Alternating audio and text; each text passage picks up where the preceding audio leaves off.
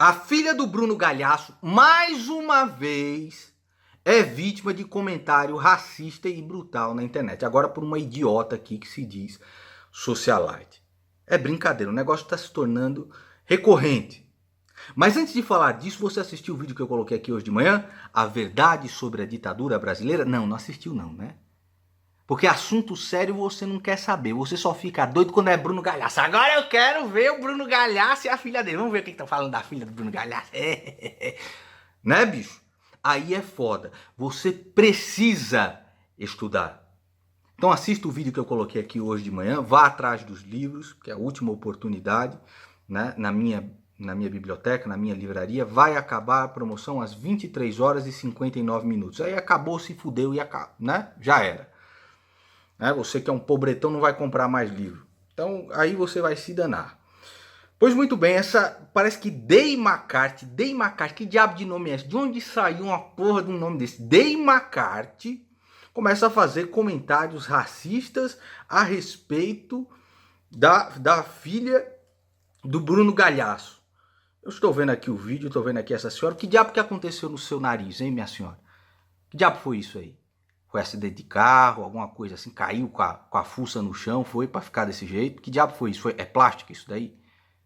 Que coisa, bicho, que diabo é isso, hein? Puta merda, que nariz esquisito, hein? Agora eu vou lhe dizer, antes de ser socialite, a senhora precisa aprender a falar. Não é problema, não, é problema, tá? É problema, fale problema, problema, repita aqui comigo, problema, não é problema, não. Então, antes de ter dinheiro e fazer vídeo na internet, a senhora aprenda primeiro a falar, porque aí não fala tanta merda, não faz comentário racista a respeito de uma criança. É porque o nariz ficou muito feio, aí precisa falar merda de criança, é isso? Fez também com a filha do Justus aqui, né? Comparou a menina com o boneco Chuck. Mas, minha senhora, puta que eu pariu, hein?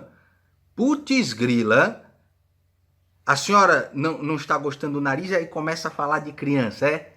Antes de ser socialite, aprenda a falar problema, não é problema não, tá bom? O que adianta ter dinheiro e não saber falar? Agora, lembrando que a filha do Bruno Galhaço também sofreu ataques racistas há pouco tempo atrás por uma menina de 14 anos que também era negra, que não se arrependeu, né? Veja só. Eu acredito que isso não são ataques racistas. Isso aqui é ataque de gente imbecil, de gente débil mental, que não tem nada na vida e aí começa a falar de criança para poder se sentir um pouco melhor, né? A mulher foi lá, tacou a fuça no chão, ficou com o nariz daquele e começa a falar de criança, né? E aí Bruno Galhaço, né, que é também um intolerante e um hipócrita, vem falar que diz que não basta não ser racista, tem que ser antirracista. É mesmo? E essa homenagem que você fez, postou aí nas tuas redes sociais a respeito de Fidel Castro.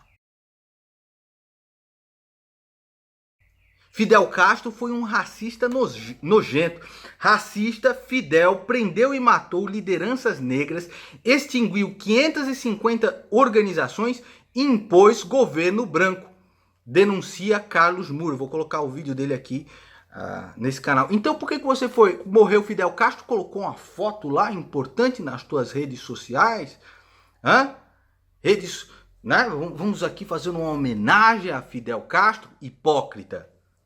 E também intolerante, eu lembro do UFC, chegou lá para ver a luta, viu que tinha o Bolsonaro, não, aqui eu não fico perto dessa gentalha, não fico perto de Bolsonaro, e aí foi pro quarto fazer mimimi, né? Enquanto o Bolsonaro assistia de boa a luta, né? Ainda recebeu homenagem depois da luta, putz. Ladies and gentlemen, Bolsonaro 2018! Bolsonaro 2018! Bolsonaro 2018! Bolsonaro 2018! Bolsonaro 2018! Bolsonaro 2018!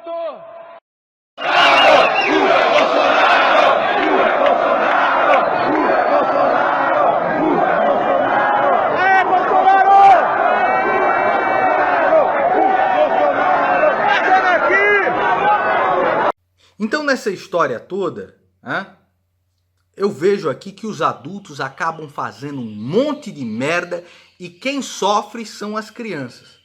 Acabou de chover e os passarinhos estão tudo doido aqui. Estão tudo doido. Não é primavera, não. Não é primavera sim, só que tá chovendo. Os passarinhos ficam doidos aqui o ano inteiro. Os bichos ficam doidos o ano inteiro. E piano, e piano, e piano, e loucamente piano. Concluindo, os adultos fazem uma merda gigantesca e colocam as crianças no meio para lutar pelos seus devaneios, né? No meio dessa guerra de devaneios e de ideologias furadas. É isso que você tem, né, acontecendo com Bruno Galhaço e a filha dele. Bruno Galhaço, na minha opinião, também é um intolerante hipócrita. E aqui tem a denúncia do Carlos Moore a respeito, né, de Fidel Castro. Carlos Moore, que é um refugiado de Cuba, negro também, do que o Fidel Castro fez com os negros lá. E adivinhe, Carlos Moore, que é esquerdista, que está denunciando o Fidel Castro, é atacado por esquerdistas por estar denunciando Fidel Castro.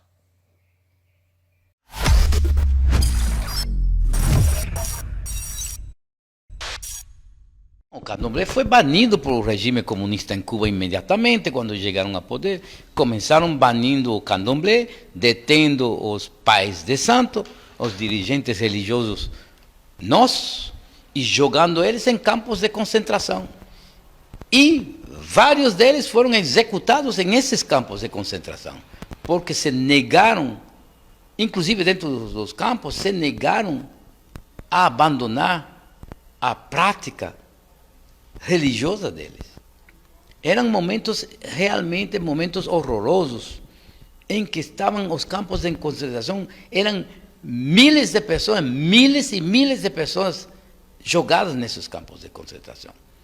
Eram pessoas do candomblé, e logo as pessoas dos movimentos negros. Quando Fidel Castro tomou o poder em Cuba, havia algo entre 530 e 550 organizações negras independentes, que constituíam o que podíamos chamar um movimento negro ou movimento negro cubano.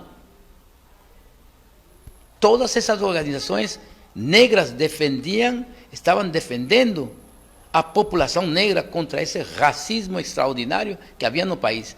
Fidel Castro chegou e em 1961, no mês de junho, decretou a dissolução de todos esses movimentos que ele chamou de movimentos de racismo negro.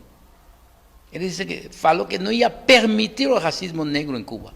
Decretou a cor cubana, né? E aí ele decreta que a única cor que vai existir em Cuba é a cor cubana. E a cor cubana, qual era? A cor cubana é a cor do regime. Até hoje esse regime é branco, constituído por brancos espanhóis. Não por brancos de todas as etnias que existem em Cuba, não, brancos espanhóis. Então, essa é a cor que ele constituiu como a cor dominante de Cuba, do poder político. E claro, com outros, me insurgi contra isso. Me insurgi contra isso imediatamente. Apesar de ter a mesma visão naquela época, marxista e comunista, que eles tinham. Eu entrei dentro do comunismo, no marxismo, quando eu tinha 18 anos. Não foi a Revolução Cubana que me levou ao comunismo. Eu estava no exílio quando a Revolução Cubana toma o poder. Eu entrei no marxismo, no comunismo, fora. Estava nos Estados Unidos, exilado, com minha família, durante toda a Guerra Civil, que tumbou o governo, derrubou o governo de Batista, e eles chegam ao poder. Eu realmente, quando chega Fidel Castro ao poder, aplaudi,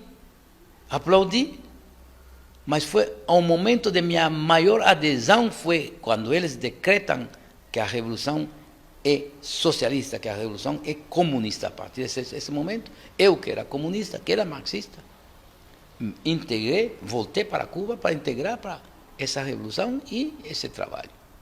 Porque eu era marxista, era comunista, nunca pertencia a um partido comunista, porque sempre considerei que os partidos comunistas eram muito sectários.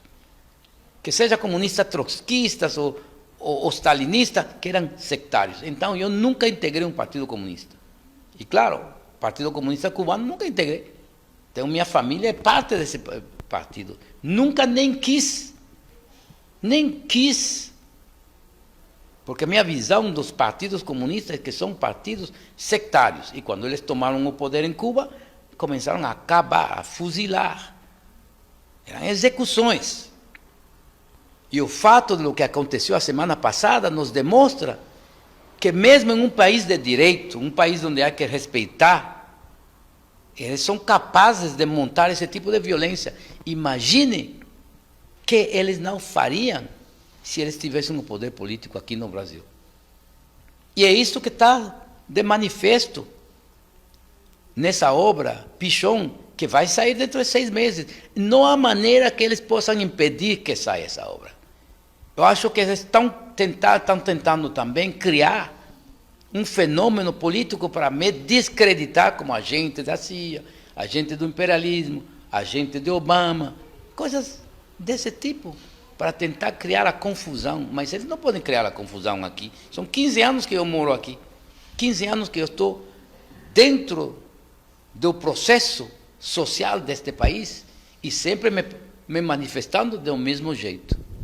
Eu não tenho nem que falar de meu passado ao lado de Cheikh Anta Diop, Malcolm X, Aimé Césaire, Fela Kuti, todos esses grandes dirigentes que eram meus amigos, Lélia González,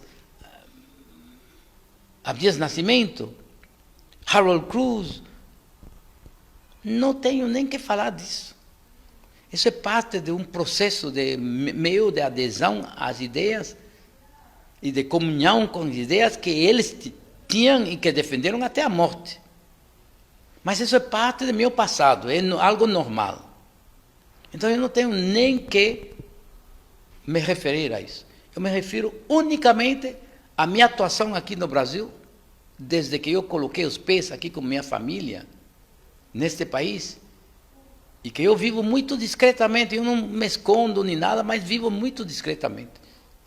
As autoridades cubanas, da embaixada cubana, dos serviços secretos cubanos, sabem perfeitamente onde eu estou, onde eu vivo. Eu não me escondo de ninguém.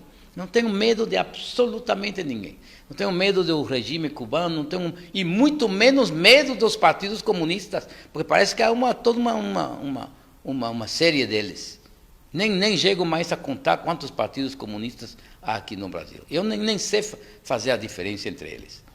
Quando me falaram de o senhor Iassi, eu pensava que era o partido PC do Brasil, me falaram não, que era outro partido comunista.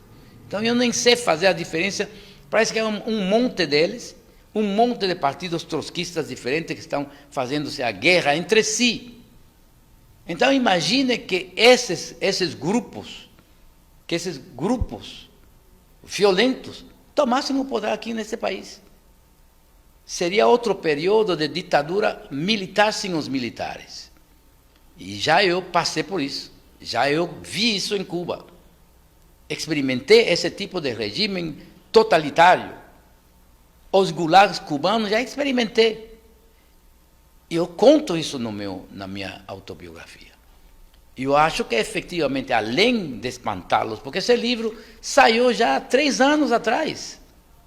Fez todo o Brasil esse livro. Tem em muitos lugares, está em universidades, está nos diferentes lugares. O movimento negro tem discutido ele, movimentos que não negros têm discutido ele.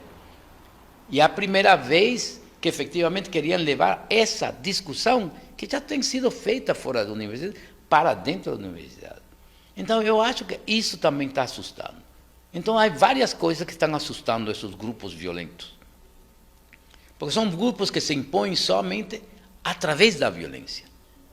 Eles não discutem, eles xingam, eles acusam, eles mentem, eles publicam mentiras, eles utilizam a internet, as novas redes sociais para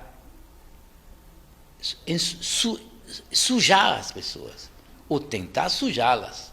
No meu caso, eu não acho que eles possam, porque a história minha, uma história de vida, É impossível que eles possam sujá-la. O regime cubano não pode.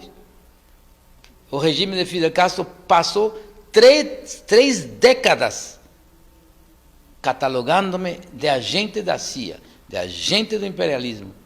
E não pode, em nenhuma maneira, fazer colar esse rótulo. Porque enquanto mais tentavam, mais se desacreditavam, porque as pessoas diziam, esse é um regime tão mentiroso, não sabíamos que o regime castrista era tão mentiroso e coloniador. Mas todos os regimes comunistas fazem isso. Há duas coisas que os regimes comunistas marxistas fazem, de maneira sistemática: mentir, caluniar e executar.